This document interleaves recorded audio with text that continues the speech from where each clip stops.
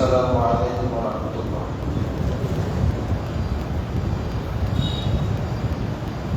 الحمد لله نحمده ونستعينه ونستغفره ونعوذ بالله من شرور أنفسنا ومن سيئات أعمالنا. من يهده الله فلا مضل له ومن يضلله فلا هادي له. أشهد أن لا إله إلا الله وأشهد أن محمدا عبده ورسوله. أما بعد فأعوذ بالله من الشيطان الرجيم. بسم الله الرحمن الرحيم. قاف والقرآن المجيد. بل عجبوا أن جاءهم منذر منهم فقال الكافرون هذا شيء عظيم. أإذا متنا وكنا ترابا ذلك رجع بعيد. بارك الله لنا ولكم في القرآن العظيم ونفعنا وإياكم بالآيات وذكر الحكيم.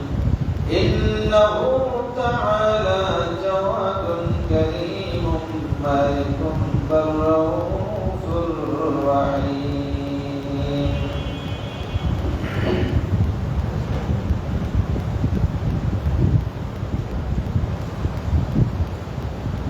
الحمد لله الذي لم يزل عالما قديرا حيا قيما سميعا بصيرا.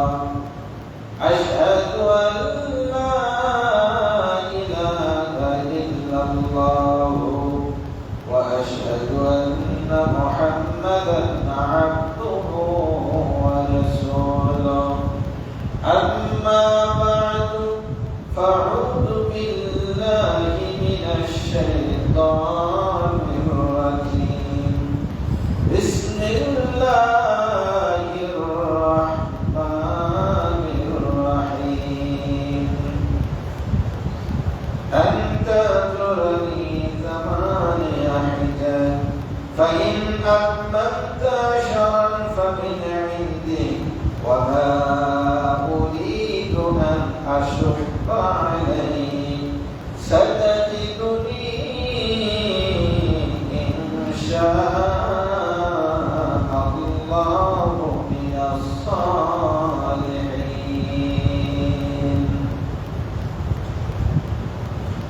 যাবতীয় প্রশংসা মহান আল্লাহ সুবহানাহু ওয়া তাআলার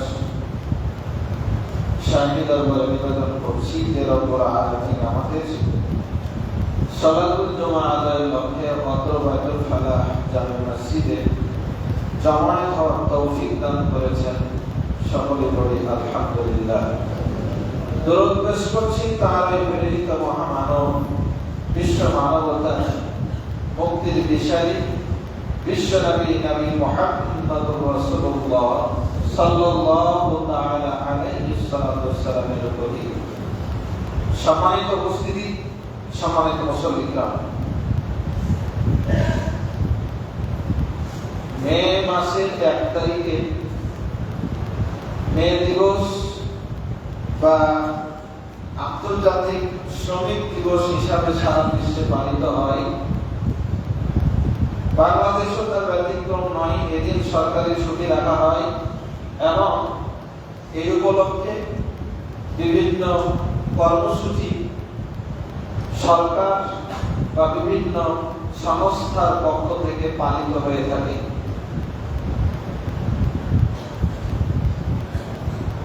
কিন্তু আদৌ সমস্যার সমাধান হয় না। এর একমাত্র কারণ এই ধরনের একটা দিন কোন আনুষ্ঠানিকতার নাম আসলে ইসলাম নয়। ইসলাম একটা সার্বজনীন সামগ্রিক বিষয়। আমরা যদি মালিক এবং শ্রমিকের অধিকারগুলো বিশ্বনবী মুহাম্মদ সাল্লাল্লাহু আলাইহি ওয়াসাল্লামের কাছ থেকে গ্রহণ করতাম, তাহলে আমাদের সমস্যার সমাধান হয়ে যেত। কিন্তু দুর্ভাগ্যজনক হলো সত্য, আমরা এই চির সত্য ধর্মের দিকে, কোরআনুল কারীম এবং সহিহ সুন্নাহর আদর্শের দিকে আমরা কেন জানি ধাবিত হতে চাই না। মানব রচিত তথাকথিত বিভিন্ন নীতি আদর্শ মতবাদের দিকে আমরা দৌড়াচ্ছি। দৌড়ে আমাদের সব ব্যয় হচ্ছে বটে, কিন্তু কোনো ফলাফল আসছে না। তো সম্মানিত উপস্থিতি, এ বিষয়ে ইসলাম কি বলে তা জানার জন্য আমরা প্রতি বছরের ন্যায় এবার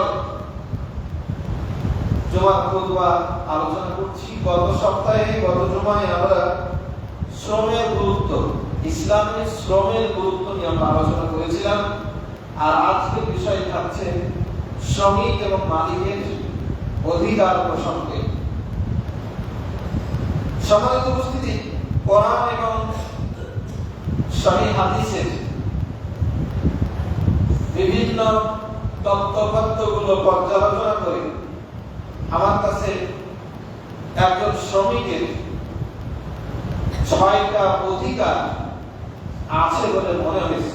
হাদিসে 6টা বলা নেই, কোরআনে 6টা বলা নয়, কিন্তু কোরআন হাদিস যে আয়াত এবং হাদিসগুলো পেলাম, এগুলোকে পর্যালোচনা করে আমার মতে আপনি 6টা পয়েন্ট উল্লেখ করতে পারি।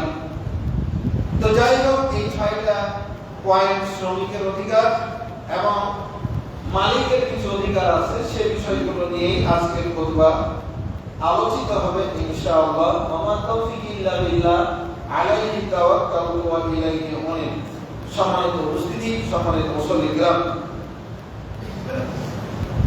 এক নম্বর যে অধিকারটা শ্রমিকের, সেটা হলো একজন শ্রমিক তার মালিকের কাছ থেকে যথাযথ সম্মান মর্যাদা পাবার সে অধিকার রাখে। মানে আমরা মনে করি মালিক যারা, তারা আমরা উঁচু স্তরের মানুষ, যাবতীয় সম্মান সালাম শ্রদ্ধা কেবল মালিক পাবে, আর শ্রমিকের সাথে আমরা মানে বাজে আচরণ করব, তাকে দুই টাকারে সম্বোধন করব। এই হচ্ছে আমাদের বাস্তবতা। একজন শ্রমিককে আমরা গালিগালাজ করি, সালাম দেওয়া তো অনেক দূরের বিষয়, এবং তাকে আমরা নিচু পদস্থ মানুষ মনে করে আমরা তার সঙ্গে অবজ্ঞা অবহেলা এবং দুর্ব্যবহার করে থাকি। তো ইসলাম যে জিনিসটা করেছে, সর্বপ্রথম একজন শ্রমিকের বেতন বা মজুরি যদি কম হয়, কিন্তু মালিকের আচরণ, মালিকের ব্যবহার যদি সন্তুষ্ট হয়, ভালো হয়, তাহলে এই কম শ্রমের বিষয়টা, কম মজুরির বিষয়টা ততটা গুরুত্ব পায় না। এজন্য একজন মালিকের কাছ থেকে শ্রমিকের প্রথম যে অধিকারটা হলো, সেটা হলো আত্মসম্মান এবং মর্যাদা প্রাপ্তির অধিকার। মালিক শ্রমিককে সালাম দেবে, সবসময় সালাম প্রাপ্তির আশা করতে হয় না, মালিকও সালাম দেবে। তাকে বয়স যদি বড় হয়, তাহলে তাকে আপনি সম্বোধন করবেন। সমবয়সী হলে তুমি বলবে, এবং যদি একান্তই আপনজন হয়, ছোট হয়, বন্ধু হয়, তাহলে তুই বলা যেতে পারে। বাস্তবিক অর্থে যেটাকে আমরা আর স্বাভাবিক বন্ধু বান্ধবের ক্ষেত্রে যেমন তুই বলি, শ্রমিক যদি আপনার সেই লেভেলের হয় কেবলমাত্র তখনই তুই সম্বোধন আমরা করতে পারি। তাছাড়া শ্রমিক যদি ছোট হয় তবুও তাকে তুমি অন্তত সম্বোধন করা লাগবে এবং সালাম দেওয়া লাগবে। পশ্চিমকালে তাকে গালি দেওয়া যাবে না, তাকে উপযুক্ত খাবার এবং পারিশ্রমিক দিতে হবে। কোনোভাবে তাকে শারীরিক মানসিক নির্যাতন টর্চার করা যাবে না। আমাদের দেশে প্রায়শ সংবাদ হয় যে গৃহকর্মীকে বেদম প্রহার এমনকি হত্যা করা হয়। আর দৈনন্দিন যেগুলো লেবার থাকে আমরা তো মনে করি চাকর বাকর। তো সম্মানিত উপস্থিতি, আসল রাসূল সাল্লাল্লাহু আলাইহি সাল্লামের নির্দেশনা কি এই বিষয়ে? রাসূল সাল্লাল্লাহু আলাইহি সাল্লাম কেমন আচরণ করতেন, কেমন আচরণ করতে বলেছেন?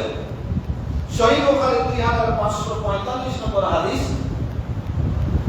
মা'রুফ ইবনে সুয়াইদ রাদিয়াল্লাহু তাআলা আনহু হাদিস বর্ণনা করে বলছেন, রাআইতু আবু যাররিল গিফারি রাদিয়াল্লাহু তাআলা আনহু, আমি আল্লাহ রাসূল সাল্লাল্লাহু আলাইহি ওয়াসাল্লামের বিশিষ্ট সাহাবী আবু যার গিফারি রাদিয়াল্লাহু তাআলা আনহুকে দেখলাম, আলাইহি হুল্লাতুন ওয়া আলা গুলামি হুল্লা। আবু যার গিফারি রাদিয়াল্লাহু তাআলা আনহু যে মানে ড্রেস পরে আছে, হুল্লা মানে হলো পোশাকের সেট, মানে পাঞ্জাবি, টুপি বা লুঙ্গি, পাঞ্জাবি, এই ধরনের টু পিস বা থ্রি পিস, একই ড্রেস মিলাইয়া আমরা যে পরিধান করে থাকি, ঠিক তেমনই একটা সেট, একটা ড্রেস আবু যার গিফারি রাদিয়াল্লাহু তাআলা পরে আছে। তার সঙ্গে যে গোলাম, তার যে চাকর, তার ওই শরীরে একই লেভেলের একই ধরনের ড্রেস পরিধান করে আছে। মা'রুফ ইবনে সুয়াইদ বলছেন, আমি আশ্চর্য হলাম, আবু যার, তোমার শরীরে যে মানে পোশাক, তোমার গোলামের, তোমার চাকরের শরীরে একই পোশাক। ফাসালনাহু আন যালিক, আবু যার ব্যাপারটা কি বলো তো, জিজ্ঞেস করলাম আমরা। ফাকালা, আবু যার গিফারি রাদিয়াল্লাহু তাআলা আনহু বলেন, ইন্নী শাবাবতু রাজুলান, আমার একটা শ্রমিক ছিল, আমার একটা শ্রমিক ছিল, কাজের লোক ছিল, আমি একদিন তাকে রাগবশত তাকে গালি দিয়েছিলাম। শ্রমিক আমাকে কিছু বলেন নাই। ফাশাকানি ইলা নবী সাল্লাল্লাহু আলাইহি ওয়াসাল্লাম, কিন্তু আমার শ্রমিক রাসূল করিম সাল্লাল্লাহু আলাইহি ওয়াসাল্লামের কাছে আমার বিরুদ্ধে নালিশ করলেন, আপনার সাহাবী আবু যার আমাকে এই ভাষায়, অবদ্ধ ভাষায় গালিগালাজ করেছে। আল্লাহ নবী সাল্লাল্লাহু আলাইহি ওয়াসাল্লাম আবু যারকে ডেকে বললেন, আইয়াতাহু বিউম্মি, আবু যার, তুমি তার মাকে তুমি গাল দিলে, এটা তোমার উচিত হয় নাই। সতর্ক করলেন। সুম্মা ক্বাল, এরপরে রাসূল সাল্লাল্লাহু আলাইহি ওয়াসাল্লাম বললেন, ইন্না আখুকুম খাওয়ানুকুম জাআলাল্লাহু তাহতা আইদিকুম, তোমাদের অধীনস্থ যারা চাকর, গোলাম, তোমাদের কর্মচারী আছে, এরা তোমাদেরই ভাই। আখুকুম, এরা তোমাদেরই ভাই। জাআলাল্লাহু তাহতা আইদিকুম, এদেরকে আল্লাহ তাআলা তোমাদের অধীনস্থ করে দিয়েছেন। কিন্তু মর্যাদার দিক থেকে, সম্মান প্রাপ্তির দিক থেকে তুমি তুমি তাকে খাটো করতে পারো না। এটা পরীক্ষা।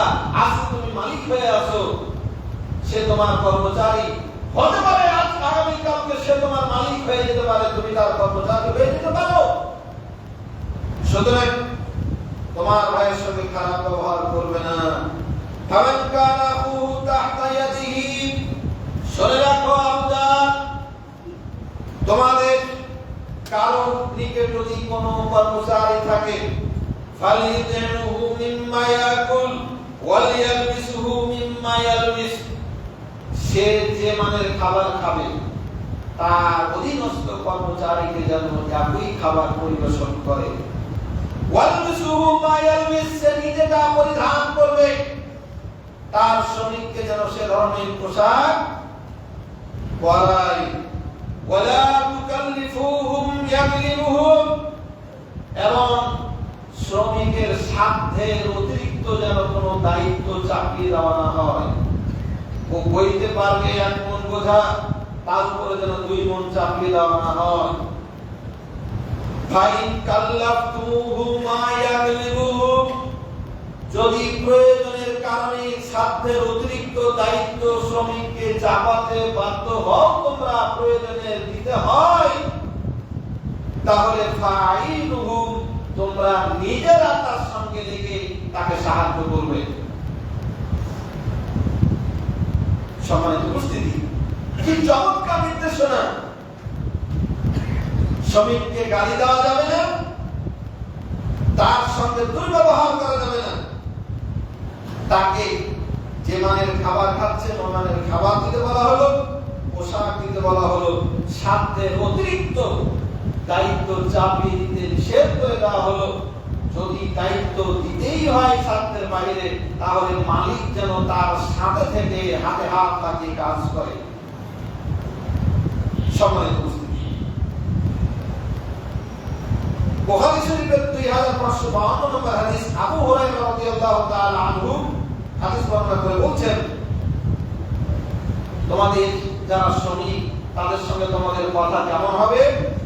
লা ইয়াকুল আহাদুকুম আবদি আমাতি, আমার সাহাবীরা শুনে রাখো, তোমরা তোমাদের অধীনস্থ কর্মচারীদেরকে যেন না বলো আবদি আমাতি, মানে আমার চাকর, আমার চাকরানী।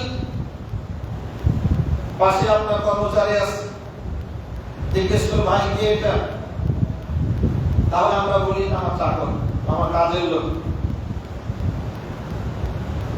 আল্লাহ রাসূল বললেন, শোনো, লা তাকুল আহাদুকুম আবদি আমাতি, তোমার কাজের লোক তো তুমি কাজের লোক চাকর বলিও না, বরং ওয়ালিয়াকুল ফাতায়া ওয়া ফাতাতি ওয়া গুলামি, বরং বলো এটা আমার বালক, আমার বালিকা, আমার খাদেম।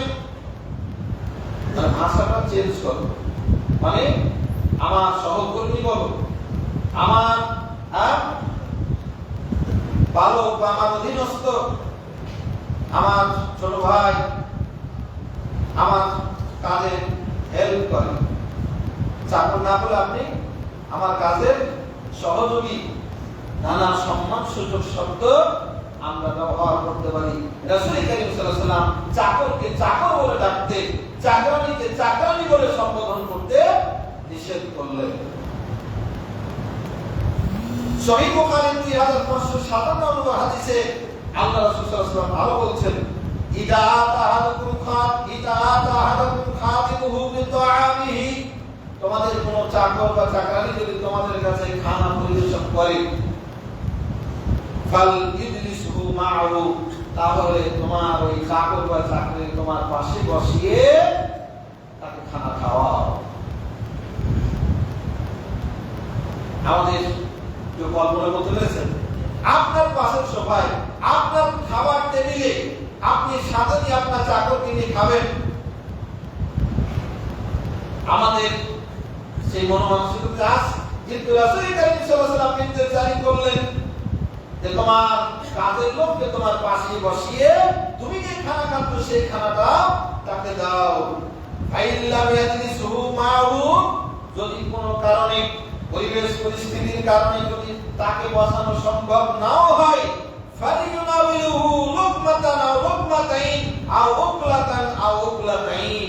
যদি পাশে বসানোর পরিবেশ না থাকে, ওই ব্যবস্থা না থাকে কোনো কারণে, বাধ্যগত হয়তো কোনো কারণে, তাহলে যেন তোমার এই খাবারটাও তাকে 1 লোকমা 2 লোকমা বা কিছু পরিমাণ খাবার তুমি যেটা খাচ্ছ সেই খানাটা, সেই মানে সেই কোয়ালিটির খানাটা তোমার চাকর চাকরানিকে সরবরাহ করো, তাকে দাও।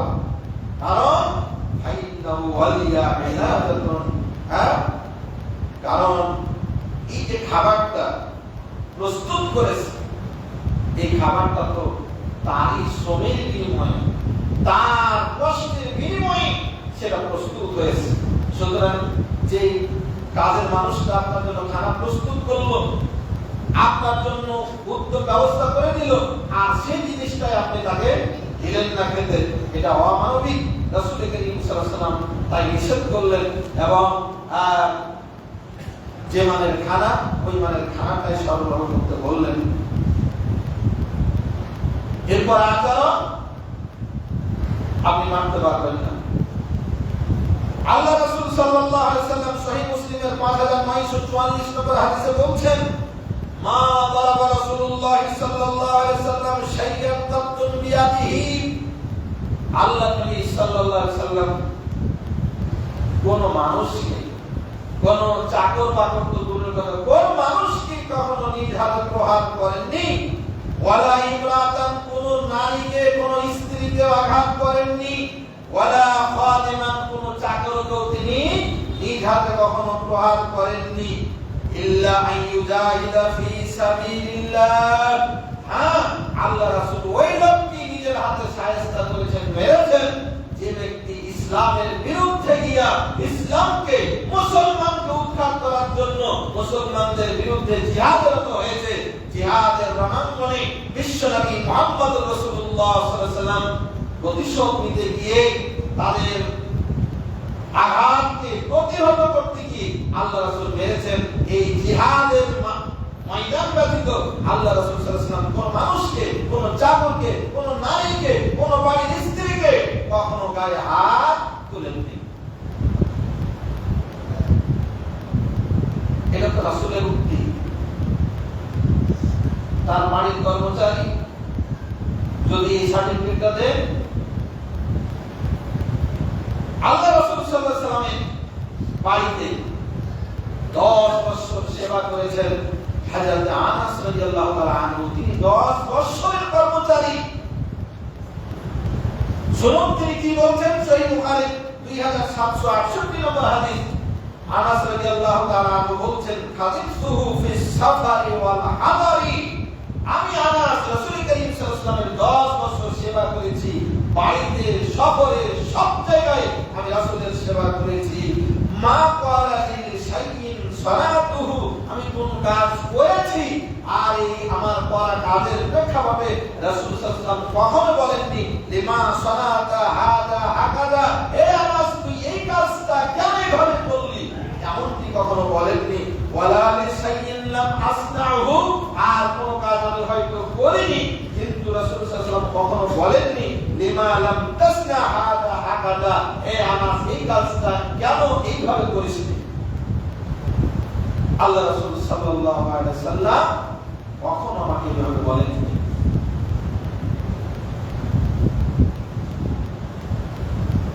এই হলো 1 নম্বর অধিকার, যে শ্রমিক মালিকের কাছ থেকে খাবার পাবে, বস্ত্র পাবে, নিরাপত্তা পাবে এবং যথাযথ সম্মান এবং মর্যাদা পাবে। এটা হলো 1 নম্বর হক। 2 নম্বর হক, একজন শ্রমিককে যখন শ্রম নিযুক্ত করা হবে তখন তার বেতন, তার মজুরি নির্ধারণ করে দেওয়া কাজের পূর্বেই এটা জরুরি, এবং কাজ শেষ হওয়ার সাথে সাথে তার পারিশ্রমিক বুঝিয়ে দেওয়া এটা মালিকের দায়িত্ব এবং কর্তব্য। সুনান নাসাই 3857 নম্বর হাদিস, আবু সাঈদ খুদরি রাদিয়াল্লাহু তাআলা আনহু হাদিসটা বর্ণনা করে বলেন, আল্লাহ রাসূল সাল্লাল্লাহু আলাইহি ওয়াসাল্লাম বলেছেন, ইজাস্তাজারতা আজিরান, যখন তুমি কোন শ্রমিক নিযুক্ত করবে, ফাআলিমুহু আজরাহু, তাহলে তার পারিশ্রমিকটা আগে জানিয়ে দাও। তোমাকে এই পারিশ্রমিকে তোমাকে নিয়োগ করা হলো। পারিশ্রমিক নির্ধারণ না করে শ্রমিককে কাজে লাগানো, এটা ইসলাম, সাহাবায়ে কিরাম, রাসূল করিম সাল্লাল্লাহু আলাইহি ওয়াসাল্লাম কেউ পছন্দ করতেন না। যেমন আমরা মনে করেন, উদাহরণস্বরূপ আপনি হয়তো রিকশায় উঠছেন, যাবেন, যাবো, চলেন, কত ভাড়া দিয়ে না, এটা উচিত নয়। কারণ যাও ওখানে গিয়ে মনোমালিন্য হতে পারে। আপনার হয়তো দেওয়ার ইচ্ছা একরকম, তার পাওয়ার ইচ্ছা একরকম। এজন্য যে কোনো কাজের ক্ষেত্রে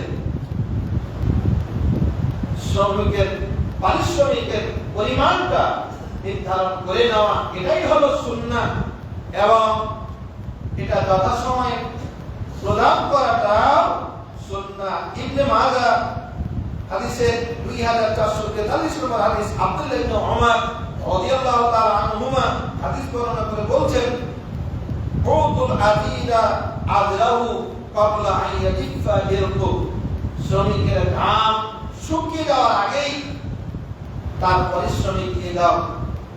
এটা যদি দিনের পারিশ্রমিক হয়, আর যদি সাপ্তাহিক মজুরি নিয়োগ করেন, মাসিক মজুরি নিয়োগ করেন, তাহলে মাস শেষ হওয়ার সাথে সাথে শ্রমিকের পারিশ্রমিক বুঝিয়ে দিতে হবে। এটাই হলো রাসূল করিম সাল্লাল্লাহু আলাইহি ওয়াসাল্লামের সুন্নাহ এবং আদর্শ। এর জন্য কেন শ্রমিক আন্দোলন করা লাগবে? এই যে পারিশ্রমিকটা আবার নির্ধারণ হবে সমসাময়িক দ্রব্যমূল্য বা একটা সামর্থ্যের উপর ভিত্তি করে। আজকে দেখা যায় আকাশ পাতাল বৈষম্য। একজন দেখা যাচ্ছে যে গার্মেন্টস কর্মী, তার বেতন হয়তো 10,000 বা 8,000 বা তারও কম, আর এলিট শ্রেণীর বড় পর্যায়ের বেতন লক্ষ 2 লক্ষ টাকার উপরে।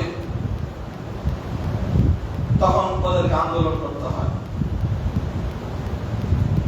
আর বাংলাদেশের প্রেক্ষাপটে সবচেয়ে অবহেলিত, অপমানজনক শ্রমে কাজ করেন, সবচেয়ে মর্যাদা পাওয়ার জন্য যেটা অধিকার, সেটা হলো এদেশের ইমাম এবং খাদেম মুয়াজ্জিনরা। রাসূলের দেশ, নবীর দেশ, মুহাম্মদ সাল্লাল্লাহু আলাইহি ওয়াসাল্লামের দেশ সৌদি আরবে বর্তমানে কাবা শরীফের ইমাম, মসজিদে নববীর ইমাম বা ওই দেশের ইমামদের বেতন, ওই দেশের সর্বোচ্চ পর্যায়ের বেতন দেওয়া হয় তাদেরকে। আমাদের দেশে একজন গার্মেন্টস কর্মীর চাইতেও, একটা স্কুলের পিয়নের চাইতেও একজন ইমামের বেতন কম। আর ব্যবহারের কথা নাই বা বললাম। আমরা ইমাম মুয়াজ্জিন খাদেমদেরকে আমরা বাড়ির চাকরের চাইতে আমরা খারাপ মনে করি। এজন্য ইমাম মুয়াজ্জিন শ্রমিক নয়, তারা সেবা দিচ্ছেন, শ্রমিকের মতো আচরণ করা উচিত নয়। যেহেতু একটা চুক্তির ভিত্তিতে তারা কাজ করেন, এজন্য কমিটি, মুসল্লিদেরও উচিত, সরকারের যেমন উচিত, ব্যক্তিগত পর্যায়ে উচিত যেমন শ্রমিকের যথাযথ মজুরি নির্ধারণ করা, ঠিক তেমনি মসজিদের ইমাম মুয়াজ্জিন খাদেমদেরকেও সমপর্যায়ে একটা ব্যালেন্স, একটা মার্জিত, একটা আদর্শ বেতন কাঠামো তৈরি করে সেটা প্রদান করা অতীব জরুরি। আল্লাহ সুবহানাহু ওয়া তাআলা আমাদের তৌফিক দান করুন, আমিন। 3 নম্বর হলো পরিপূর্ণ প্রাপ্য পাওয়ার অধিকার। মানে একজন শ্রমিক যদি যথাযথভাবে দায়িত্ব পালন করে, তাহলে তার যে বেতন সেটা যেন কখনো কাটানো না যায়, বেতন যেন বাকি না রেখে দেওয়া হয়, মানাদারি রেখে না দেওয়া হয়। যদি রাখা হয়, পরিণতি কি হবে? সহিহ বুখারী 2227 নম্বর হাদিস, আল্লাহ রাসূল সাল্লাল্লাহু আলাইহি ওয়াসাল্লাম বলেন, ক্বালাল্লাহু, আল্লাহ তাআলা বলেন, মানে এটা হলো হাদিসে কুদসি, আল্লাহ তাআলা বলেন, তালাসাতুন আনা হাসবুহুম ইয়াউমাল কিয়ামা, 3 শ্রেণীর লোকের বিরুদ্ধে আমি আল্লাহ নিজে বাদী হয়ে মামলা করে তার বিচার করব। কিয়ামতের দিন আল্লাহ রাব্বুল আলামিন বলছেন, তিন শ্রেণীর মানুষের বিরুদ্ধে আমি আল্লাহ নিজে বাদী হয়ে মামলা করব, এরপর আমি নিজে বিচারক হয়ে বিচার করব। কারা তিন শ্রেণীর সে হতভাগ্য? এক, রাজুলুন আতাবি ওয়াদারা, কেউ আল্লাহর নামে কসম করে কোনো ওয়াদা করে সেটা খেয়ানত করলো। আল্লাহর নামে ওয়াদা করে কোনো ওয়াদা করলো, ওয়াদা করার পরে ওয়াদা ভঙ্গ করলো, এই ওয়াদা ভঙ্গকারী ব্যক্তির বিরুদ্ধে আল্লাহ নিজে বাদী হবেন। দুই, রাজুলুন বাআ হুররান ফাআকালা তামানা, কোন ব্যক্তি যদি কোন স্বাধীন ব্যক্তিকে বিক্রি করে তার মূল্য ভক্ষণ করে, কোন মানুষকে বেচে দিল, হ্যাঁ, মানুষ পাচারের এগুলো মাঝে মাঝে সংবাদে এখনো পাওয়া যায়, দেশের মানুষকে বিভিন্ন বাইরের রাষ্ট্রের মানুষের কাছে বিক্রি করে দেয়। এই মানুষকে যারা বিক্রি করে দেয়, কোন স্বাধীন মানুষকে বিক্রি করার টাকা যারা ভক্ষণ করলো, এই মানব পাচার, মানব বিক্রিকারী মানুষদের বিরুদ্ধে আল্লাহ সুবহানাহু ওয়া তাআলা নিজে বাদী হবেন। তিন, রাজুলুন ইস্তাজারা আজিলান ফাস্তাফা মিনহু, কোন ব্যক্তি কোন মানুষকে শ্রমিক হিসাবে নিযুক্ত করলো, আর ওই শ্রমিক তার যথাযথভাবে দায়িত্ব পালন করলো, ওয়ালাম ইউতি আজরাহু, কিন্তু তার যথাযথ মানে প্রাপ্য, যথাযথ তার বেতন, যথাযথ তার মজুরি প্রদান করলো না, এই মালিকের বিরুদ্ধে আল্লাহ সুবহানাহু ওয়া তাআলা নিজে বাদী হয়ে মামলা করবেন। 4 নম্বর অধিকার শ্রমিকের, অতিরিক্ত দায়িত্ব পালনের ক্ষেত্রে শ্রমিকের স্বাধীনতা থাকবে। অতিরিক্ত দায়িত্ব পালনের ক্ষেত্রে শ্রমিকের স্বাধীনতা থাকতে হবে। মনে করেন আপনি সকাল থেকে সন্ধ্যা পর্যন্ত কাউকে নিয়োগ করলেন, আপনি যদি তাকে রাত্রে কাজ করিয়ে নেন অতিরিক্ত সময়, তাহলে এখানে মালিকের যে দায়িত্ব, এটা শ্রমিকের স্বাধীনতা থাকতে হবে। অর্থাৎ শ্রমিক ইচ্ছা করলে করবে, ইচ্ছা না করলে করবে না, তাকে বাধ্য করা যাবে না। আমরা এই উদাহরণটা, এই নজিরটা কোথায় পাই? সূরা কাসাসের 27 নম্বর আয়াতে আমরা ঘটনা পাই, হযরত মূসা আলাইহিস সালাম যখন মাদায়েনে গেলেন, তখন শুআয়ব আলাইহিস সালামের বাড়িতে যখন গেলেন, তার মেয়েকে বিয়ে করলেন। বিয়ের মহারণা হিসাবে লম্বা কথা আছে, মহারণা, তিনি তো একেবারে পলাতক অবস্থায় সেখানে গেছেন, আশ্রয় দিয়েছেন তাকে, বাড়িতে তাকে রাখলেন, মেয়ের সঙ্গে বিয়ে দিলেন, কিন্তু বিয়ের তো মহারণা নাই। মহারণা হলো যে আনতা আতুরানি সামানে হিজাব, মুসা তোমাকে আমার মেয়ের সঙ্গে বিয়ে দেব, তবে শর্ত হলো আমার বাড়িতে তোমাকে 8 বছর কাজ করতে হবে। আমার সংসার, আমার তো ছেলে নাই, আমার যাবতীয় কাজ কর্ম, আমার ব্যবসা, আমার কৃষিকাজ, এগুলো পশুপালন যা আছে সব দেখতে হবে 8 বছর। ফাইন আতমামতা আশারাম ফামিন ইনদে, তবে যদি তুমি মনে করো যে 10 বছর করবে, 10 বছর করলে ভালো, তবে এটা তোমার উপর আমি চাপ দিয়ে দেব না, এটা তোমার পক্ষ থেকে, তুমি যদি চাও তাহলে 10 বছর করতে পারো। ওয়ামা উরিদু আন আশুক্কা আলাই, আমি তোমাকে কঠোরতা কিছু করব না, তোমার উপর কোনো চাপ দিয়ে দেব না। সাতাজিদুনি ইনশাআল্লাহ মিনাস সালিহিন, আর যদি তুমি করো তাহলে তুমি আমাকে কল্যাণকর ব্যক্তি হিসাবে পাবে। তার মানে তোমাকে তো ওভারটাইম করিয়ে দেব, এজন্য তোমাকে ওভারটাইম মজুরিও দেওয়া হবে, তোমাকে পারিশ্রমিকও দেওয়া হবে। অর্থাৎ ওভারটাইম খাটিয়ে নিলেন আবার বেতন দিলেন ওভারটাইম, এটা যেন না হয়, এই আদর্শ আমরা সেখান থেকে পাই। 5 নম্বর অধিকার হলো ধর্মীয় ইবাদত পালনের সুযোগ সুবিধা থাকতে হবে। একজন শ্রমিক, ও হয়তো সালাত আদায় করতে যাচ্ছে, আপনি তাকে সালাত আদায়ের সুযোগ দিচ্ছেন না, না, এটা করা যাবে না। একজন শ্রমিকের অধিকার হলো এই কর্মের মধ্যেই ইবাদতের, অন্তত সালাত আদায়ের সুযোগটা তাকে দিতে হবে। যদি রোজাদার হয়, সিয়ামের টাইম হয়, সাহারি ইফতারের সুযোগ তাকে দিতে হবে। কারণ মিশকাত শরীফের 3696 নম্বর হাদিস, আল্লাহ রাসূল সাল্লাল্লাহু আলাইহি ওয়াসাল্লাম বলেছেন, লা তাআতা লি মাখলুকিন ফি মাসিয়াতিল খালিক, আল্লাহর নাফরমানি হয় এমন কোন কাজে কোন মাখলুকের আনুগত্য করা জায়েজ নেই। কোন মালিক যদি তার শ্রমিককে সালাত আদায়ের সুযোগ না দেয়, তাহলে ওই মালিকের অধীনে চাকরি করা কোন শ্রমিকের জন্য জায়েজ নেই। বাধ্যগত অবস্থা ভিন্ন কথা, কিন্তু মালিকের জন্য হক হলো তার শ্রমিককে সালাত আদায়ের বা ধর্মীয় আচার অনুষ্ঠান কিছু পালন করার সুযোগ তাকে দেবে। সর্বশেষ 6 নম্বর অধিকার যেটা হলো সেটা হলো শ্রমিকের উপর কোনো অবিচার করা হলে সেটা বিচার পাওয়ার অধিকার থাকবে। আপনি মালিক বলে জানতে চাই নির্যাতন করবেন, এটা নয়। যদি নির্যাতন কোন মালিক করে তাহলে শ্রমিকের অধিকার থাকবে তার আইনগত ব্যবস্থা, আইনগত সুবিধা পাওয়ার অধিকার থাকতে হবে। যেমন আমি প্রথমে যে হাদিসটি পড়েছিলাম, ওখানে যে একজন শ্রমিককে গালি দেওয়া হলো আর শ্রমিক কি হলো মালিকের বিরুদ্ধে আবু যার গিফারি রাদিয়াল্লাহু তাআলা আনহুর বিরুদ্ধে রাসূল করিম সাল্লাল্লাহু আলাইহি ওয়াসাল্লামের কাছে মামলা করলেন, অভিযোগ দায়ের করলেন। এজন্য শ্রমিকেরও কি হবে বিচার পাওয়ার অধিকার থাকতে হবে। এই মোটামুটি 6টা হক হলো শ্রমিকের হক। আর সংক্ষেপে এবার মালিকের কিছু হক বলি।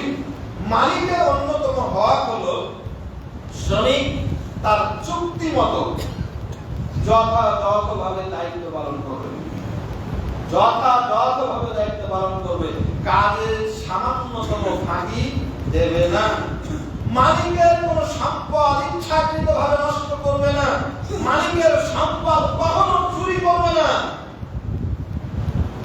যথাযথভাবে দায়িত্ব পালন করবে। মালিক কাজে দিয়েছে, মালিক নাই, বসে বসে বেশি খাচ্ছে কিন্তু কাজ হচ্ছে না। মালিক থাকলে একরকম, মালিক না থাকলে একরকম না। ও শ্রমিক, তোমার যেমন হক আছে, তোমার উপর তোমার মালিকের যথাযথ হক আছে। তুমি তোমার কাজে ফাঁকি দিতে পারো না। মালিক যদি কর্মচারীর উপর জুলুম করে, মালিক যেমন ধরাশায়ী হবে, চুক্তিতে কাজে নিযুক্ত হওয়ার পরে শ্রমিক যদি ডিউটিতে ফাঁকি দেয়, যথাযথভাবে দায়িত্ব পালন না করে, এই শ্রমিককেও আল্লাহর আদালতে জবাবদিহি করতে হবে। 2 নম্বর অধিকার যেটা হলো তার মালিক শ্রমিক কিভাবে তার দায়িত্ব পালন করবে। আর 2 নম্বর যেটি হলো সেটা হলো যে আল্লাহর ইবাদত পালন করবে।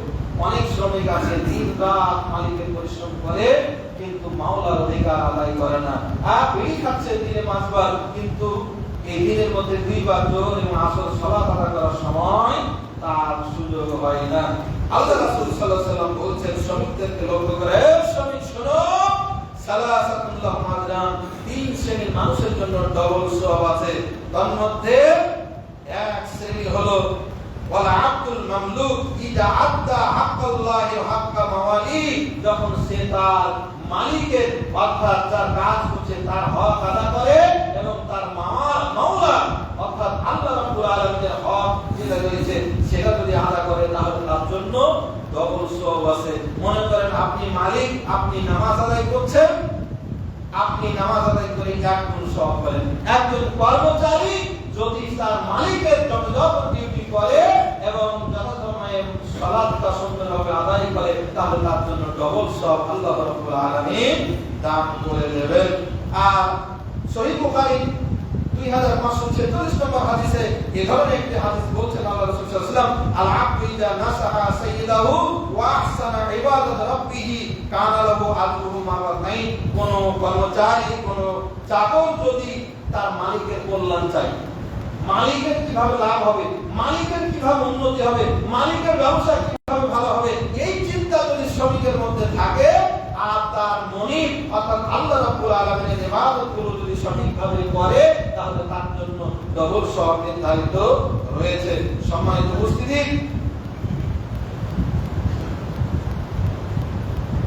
যদি শ্রমিক এইভাবে তার দায়িত্ব পালন করে, মালিকের যথাযথ দায়িত্ব পালন করে এবং মাওলার হকগুলো আদায় করে, তাহলে কি পাওয়া যাবে?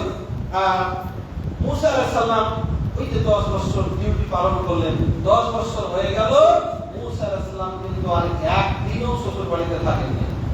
স্ত্রী গর্ভবতী, গর্ভাবস্থায় যেদিন 10 বছর পূর্ণ হয়েছে সেদিনই শ্বশুর বাড়ি থেকে রওনা দিয়েছে মিশরের উদ্দেশ্যে। পথ চিনা নাই, জানা নাই, রাত হয়ে গেছে, গর্ভবতী স্ত্রী। রাস্তায় প্রসাব বেদনা শুরু হয়েছে। আল্লাহ সুবহানাহু ওয়া তাআলা সাইয়েদনা মূসা আলাইহিস সালামকে, এই যে অনেকগুলো কারণ আছে, আল্লাহ তাকে নবী হিসেবে নির্বাচন করবেন, একজন শ্রমিক, একজন শ্রমিক হিসাবে তিনি যথাযথভাবে দায়িত্ব পালন করেছেন বলেই আল্লাহ রাব্বুল আলামিন এই পথিমধ্যে মূসা আলাইহিস সালামকে নবুয়ত দান করেছেন। সুবহানাল্লাহ। বিশ্বনবী মুহাম্মদ সাল্লাল্লাহু আলাইহি ওয়াসাল্লাম খাদিজা রাদিয়াল্লাহু তাআলা আনহার কর্মচারী ছিলেন, ব্যবসায়িক লেবার ছিলেন। তিনি কখনো 1 টাকার দুর্নীতি করেননি, আত্মসাৎ করেননি, কেউটিও তাকে দেননি। তিনিও কি হয়ে গেছেন? নবী হয়েছেন। খাদিজা রাদিয়াল্লাহু তাআলা আনহা তাকে স্বামীত্ব বরণ করেছেন। ঠিক তেমনি আমি আপনি যদি যথাযথভাবে মনিব, মালিক এবং মনিবের আমরা হক আদায় করি, আমরা নবী হওয়ার আমাদের রাস্তা নাই, কিন্তু আল্লাহর ওলি, আল্লাহর দোস্ত, আল্লাহর মাহবুব বান্দা হওয়ার সুযোগ আমাদের রয়েছে। সুতরাং একজন শ্রমিক মাওলার সন্তুষ্টি অর্জনের জন্য, আল্লাহর ওলি হওয়ার জন্য ওই খানকায় বসে তাসবিহ তাহলিল করে মানুষের হাতিয়া তওবা খেলে আমরা তাকে ওলি বলি, বাবা বলি না। একজন মানুষ, একজন শ্রমিক যদি যথাযথভাবে শ্রমিক আদায় করে, মালিকের হক আদায় করে, সে হবে আল্লাহর সবচেয়ে ওলি। আল্লাহর ওলি হওয়ার জন্য এই পথে আসা লাগবে। আল্লাহ সুবহানাহু ওয়া তাআলা আমাদের তৌফিক দান করুন, আমিন। আর একজন মালিক যদি যথাযথভাবে শ্রমিকের পারিশ্রমিক বুঝে দেয়, তাহলে তার দোয়া কবুল হওয়ার গ্যারান্টি রয়েছে। আর সহিহ বুখারী 2333 নম্বর একটা হাদিস আছে, লম্বা হাদিস। ওই যে পাহাড়ের গর্তে বন্দী হয়ে গেছিল, 3 জন দিয়ে বের হওয়ার কোনো রাস্তা নাই, তখন 3 জন 3টা নেক আমলের কথা স্মরণ করলো। সর্বশেষ যে ব্যক্তিটি স্মরণ করলো যে আমার পারিশ্রমিক ছিল, একজন শ্রমিক ছিল, সে তার টাকা নিয়ে যায়নি, কাজ শেষ করে তার বেতন না নিয়ে চলে যায়, নিরুদ্দেশ হয়ে যায়। বহু বছর পরে লোকটি আবার এসে তার শ্রমিক, তার মজুরি দাবি করে, কিন্তু তার টাকা থেকে আমি খাটিয়ে খুঁটিয়ে ব্যবসা করে অনেক সম্পদের মালিক হয়েছিলাম, গরু ছাগল অনেক কিছু হয়েছিল। তখন সে দাবি করলো যে আমার মজুরি দিয়ে দেওয়া হোক। মালিক বললেন, ওই যে দেখো পাহাড় আছে, গরু ছাগলের মুটে, ওগুলো সবই নিয়ে চলে যাও। আপনি কি ফাজলামি করছেন, রসিদ করছেন? না, ওগুলো তোমার টাকা থেকে তুমি নিয়ে যাও। আমি তাকে দিয়ে দিয়েছিলাম একেবারে লাভে আসলে সবকিছু। আল্লাহ সুবহানাহু ওয়া তাআলার কাছে এই কথা বলে দোয়া করার কারণে বদ্ধ পাহাড়ের মধ্যে যেখানে থেকে বাঁচা একেবারে অসম্ভব হয়ে গেছিল, আল্লাহর কাছে এই ওসিলাতে যখন বলল, আল্লাহ এই কাজটা আমার শ্রমিকের মজুরিটা যদি তোমার উদ্দেশ্যে সন্তুষ্টির জন্য লাভে আসলে যদি আমি দিয়ে থাকি, আল্লাহ তুমি বিপদ থেকে রক্ষা করো। আল্লাহ সাথে সাথে টাইকা বিপদ থেকে দূর করে দিলেন। যেই পাথর, বড় পাথর এসে গুহার মুখ বন্ধ হয়েছিল, সেই পাথর একাকাই নিরুদ্দেশ হয়ে গেল, সরে গেল। এটা দোয়া কবুলের টাটকা ওসিলা।